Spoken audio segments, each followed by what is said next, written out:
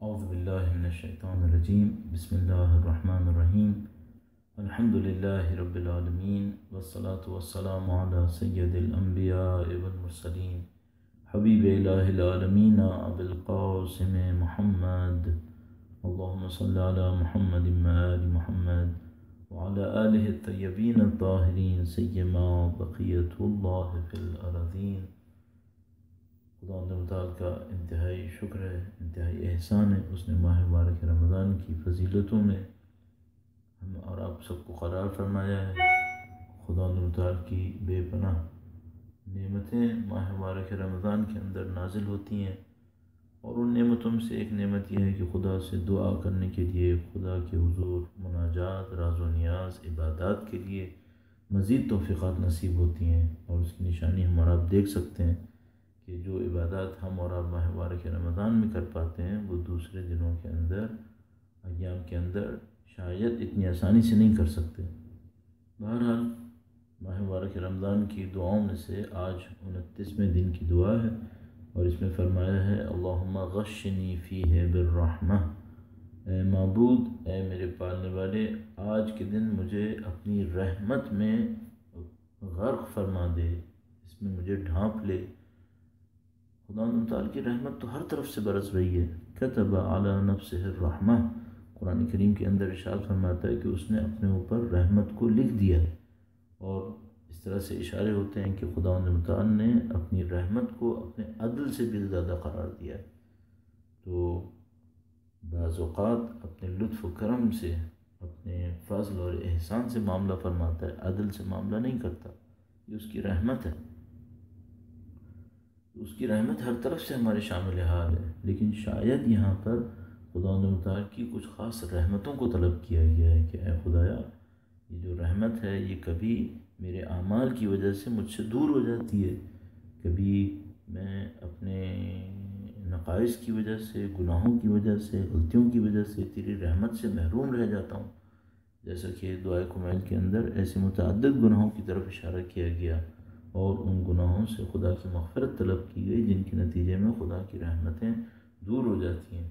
یہاں پہ فرمایا کہ خدایا غشنی فیہ بالرحمہ، مجھے غرق کر دے، مجھے ڈھانپ لے اپنی رحمت کے اندر، یعنی میری زندگی اور میرے وجود کا کوئی حصہ بھی تیری رحمت سے محروم نہ رہے۔ اور ظاہر ہے کہ یہ میرے اعمال کے نتیجے میں ہوگا، خدا تو دینے والا ہے، وہ تو فیاض ہے، وہ تو دینا چاہتا ہے، میں ہوں جو اپنے اعمال کی وجہ سے اپنے آپ کو اس کی رحمت سے محروم کر دیتا ہوں۔ تو فرمایا کہ خدایا اس طرح سے مجھے بنا دے، میرے اعمال کو ایسا کر دے، مجھے ایسی توفیقات نصیب کر دے کہ میرے وجود کا کوئی حصہ تیری رحمت سے باہر نہ رہے۔ اب ظاہر ہے اس میں مطلب میرا مادی وجود بھی ہے، میرا معنوی وجود بھی ہے، میرے سوچنے سمجھنے کی صلاحیت بھی ہے، میرا لوگوں سے برتاؤ اور رویہ بھی ہے، میرا لوگوں کے ساتھ پیش آنے کا طریقہ کار بھی ہے، زندگی کا ہر پہلو اس میں شامل ہے۔ اور شاید مجھے لگتا ہے کہ سوچنا سمجھنا سب سے زیادہ ہے، کہ اگر کسی کا سوچنا سمجھنا اور فیصلے کرنا خدا کی رحمت کے سائے میں چلا جائے تو وہ غلطی کیوں کرے گا؟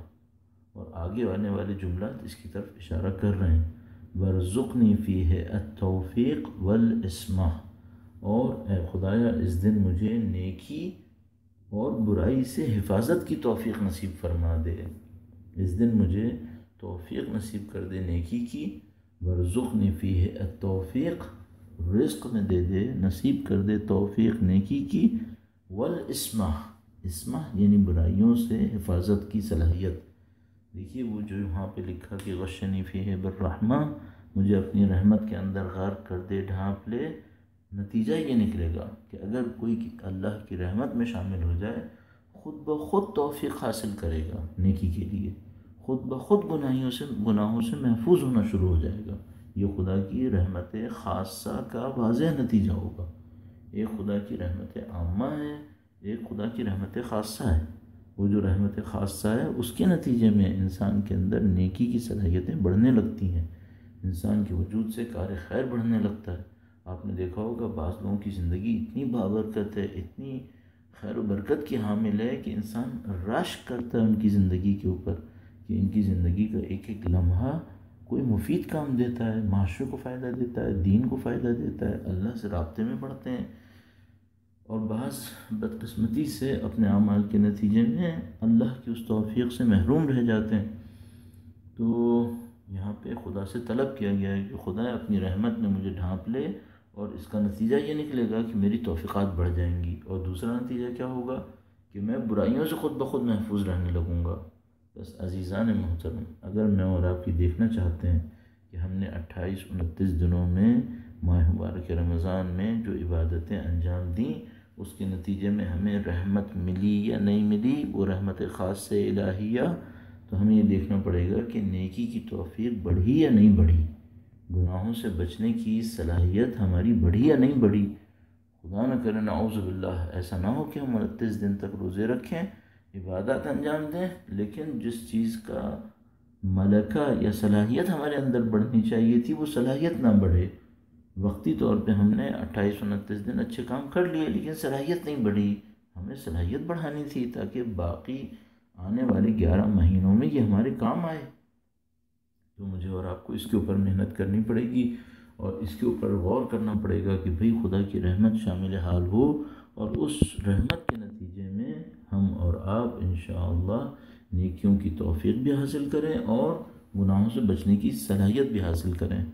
اب ایک اور طریقہ یہ بھی ہو سکتا ہے کہ ہم ریورس انجینئرنگ شروع کر دیں، یعنی مثال کے طور پر میں جیسے جیسے گناہوں سے بچنے کی کوشش کروں گا اور نیکی کی توفیق کی کوشش کروں گا، رحمت میرے اوپر آنا شروع ہو جائے گی، رحمت شامل حال ہوگی۔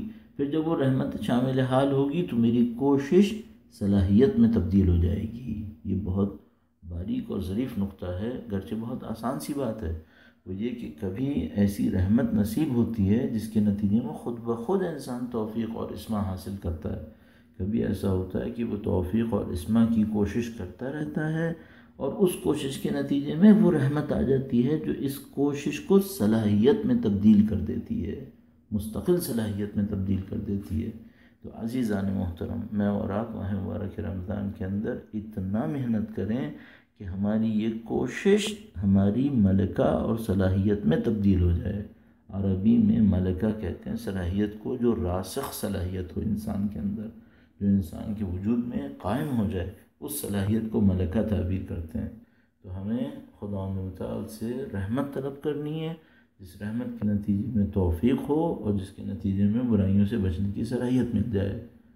فرمایا اگلے جملے میں وَطَاهِرْ قَلْبِي مِنْ غَيَاهِبِ التُّهْمَةِ، اور اے میرے خدا میرے دل کو تہمت تراشیوں کی تاریکیوں سے پاک کر دے۔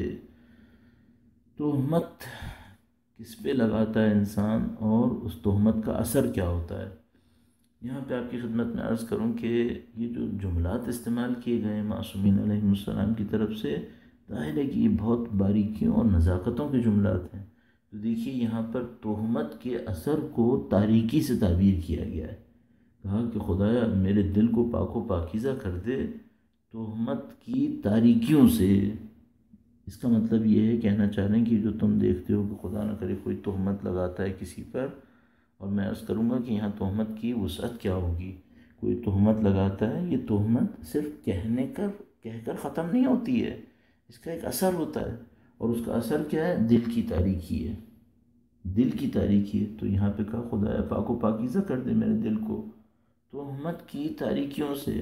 دل کی تاریکی کیا ہے؟ ہمارے پاس روایات کے اندر موجود ہے کہ انسان کا دل پاک و پاکیزہ و نورانی ہوتا ہے، خدا نہ کرے جب وہ ایک گناہ کرتا ہے تو دل کے اوپر ایک سیاہ نقطہ داخل ہو جاتا ہے، اور اس روشنائی اور نورانیت میں رکاوٹ کا سبب بنتا ہے۔ پھر جتنا گناہ بڑھتے جائیں نعوذ باللہ تعالیٰ، تو وہ تاریکی بڑھتی چلی جاتی ہے، اور ایک موقع کے اوپر دل مکمل تاریک ہو جاتا ہے۔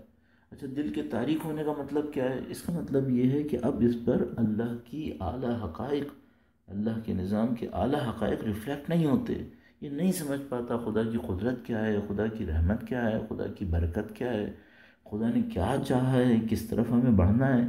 یہ سب حقائق منعکس ہونا ختم ہو جاتے ہیں، ان حقائق کو ہم علم تعبیر کرتے ہیں، جیسا کہ ہمارے چھٹے امام علیہ السلام اللہم صلی علی محمد وعلی محمد نے ارشاد فرمایا العلم ہوا نور یقذفہ اللہ علی قلب من یشاء، علم تو وہ نور ہوتا ہے جو اللہ جس کے دل پہ چاہتا ہے نازل کرتا ہے.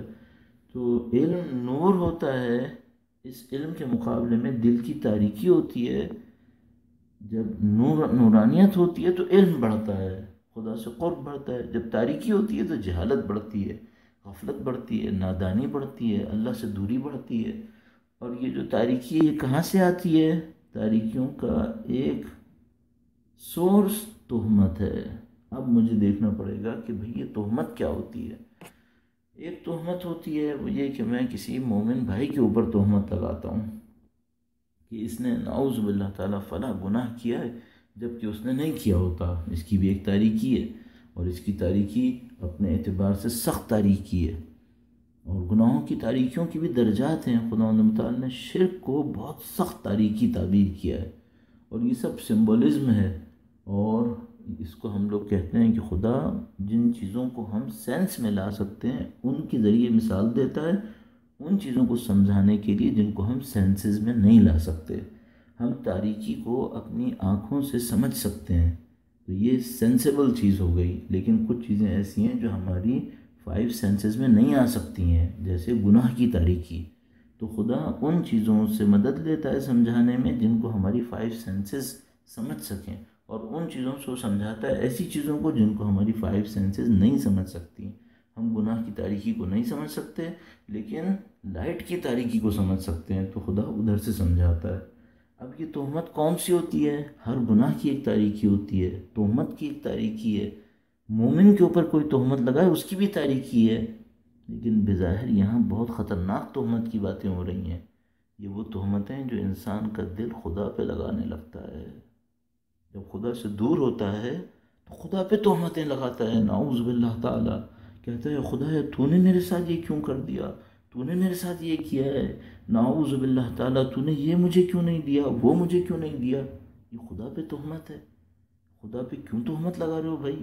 خدا نے تمہاری ساری زندگی تمہارا ساتھ دیا ہے. آج تمہیں تمہارے کمال تک پہنچانے کے لیے تھوڑی سی سختی ڈالی، یا آج تمہیں تمہارے بعض اعمال کے نتیجے میں تھوڑی سی سختی میں ڈال دیا، یا آج چھوٹی سی کوئی ذمہ داری دے دی تو تم نے خدا پہ تہمتیں لگانا شروع کر دی. یہ کہاں کا تم نے اپنے ساتھ انصاف کیا؟ اب دیکھو جو تم نے تہمتیں خدا پہ لگائی ہیں، تمہارے دل کی تاریکی بڑھ جائے گی. جب دل کی تاریکی بڑھ جائے گی تو تم اللہ کے حقائق کو کہاں سے سمجھ پاؤ گے؟ تو فرمایا بطاہر قلبی من غیائب التہمہ، خدایا اس دن میرے دل کو تہمت کی تاریکیوں سے محفوظ کر. یعنی اگر خدا نہ کرے مجھے توفیق نہ ملے، خدا نہ کرے مجھے عصمت نہ ملے، تو بجائے یہ کہ میں اپنے اعمال پہ غور کروں، ایسا نہ کروں تیرے اوپر تہمت لگانا شروع کر دوں. تینوں جملوں کا کوئی رابطہ ہونا چاہیے نا. کلام ہے امام کا تو اس میں کوئی رابطہ ہوگا. تو فرمایا اس دن مجھے رحمت میں غرق کر دے، ڈھانپ دے. اس رحمت کے نتیجے میں مثلا مجھے توفیق ملے گی اور عصمت ملے گی گناہوں سے، اور تہمت کی تاریکی سے بچا لے میرے دل کو، پاک و پاکیزہ کر دے کہ میں نے اپنی زندگی میں نہیں معلوم تیرے اوپر کتنی تہمتیں لگا دی ہوں گی. تو ان تہمتوں کی تاریکیوں سے مجھے محفوظ کر لے. مومن کے اوپر لگانے والی تہمت بھی اس میں شامل ہے، لیکن زیادہ تر جو یہاں پہ احتمال لگ رہا ہے یہ وہ تہمتیں ذکر ہو رہی ہیں جو خدا بند متعال پر نعوذ باللہ تعالیٰ کو جاہل بندہ لگا بیٹھتا ہے. یا رحیماً بعبادہ المؤمنین، اے وہ جو اپنے ایماندار بندوں پر بہت رحم کرتا ہے. یہاں پر مومنین پہ ہمیں بہت اصرار کرنا پڑے گا. مومن کون ہوتا ہے، مومن کے طریقہ کار کیا ہوتے ہیں، مومن کی صفتیں کیا ہوتی ہیں. اور یہ جو مومن بندہ ہوتا ہے اس کے لیے تو خدا بہت ہی رحیم ہے. خدا رحمان بھی ہے، خدا رحیم بھی ہے، اور اپنے مومن بندوں کے لیے رحیم ہے، بہت رحیم ہے. تو ہمیں خداوند متعال کی اس رحم کو سمجھنا ہوگا جو ایمان کے نتیجے میں آتا ہے. اب مومن کی تعریف کیا ہوتی ہے؟ خداوند متعال نے توفیق دی تو کبھی آپ کی خدمت میں عرض کریں گے، یا کر چکے ہوں گے، یا آپ پہلے سے جانتے ہوں گے. مومن بہرحال صرف نام کا مومن نہیں ہوتا، بلکہ اعمال اور صفات کے اندر اس کا ایمان ریفلیکٹ ہو رہا ہوتا ہے. تو یہ وہ مفاہیم ہیں جو آج کے دن کے لیے ہمارے لیے بیان کیے گئے. خدا کا کتنا احسان ہے کہ اس نے ہمیں اہل بیت اطہار سلام اللہ علیہم اجمعین کے ذریعے سے ان حقائق سے آشنا کر دیا اور ان دعاؤں سے ہمیں آشنا کر دیا۔ تو آخر میں خدا سے دعا کرتے ہیں کہ خدایا اس دن کے لیے جو دعا معصومین نے ہمیں دی ہے، اس دعا کو ہمارے حق میں اور تمام ذوی الحقوق، ذوی الارحام، والدین اور بھائیوں کے حق میں، بہنوں کے حق میں، سب کے حق میں، اہل خانہ کے حق میں قبول فرما الہی آمین۔ اور انشاءاللہ ایک دوسرے کو دعا دیں گے، میں اور آپ، تو انشاءاللہ خداوند متعال دوسروں کے لیے جو دعائیں کی جاتی ہیں انہیں جلدی قبول کر لیتا ہے۔ اللہ آپ سب کے اس کام کو آسان فرمائے، اور حقیر کے لیے دعا کی گزارش ہے۔ وآخر دعوانا ان الحمد للہ رب العالمین، والسلام علیکم ورحمۃ اللہ وبرکاتہ۔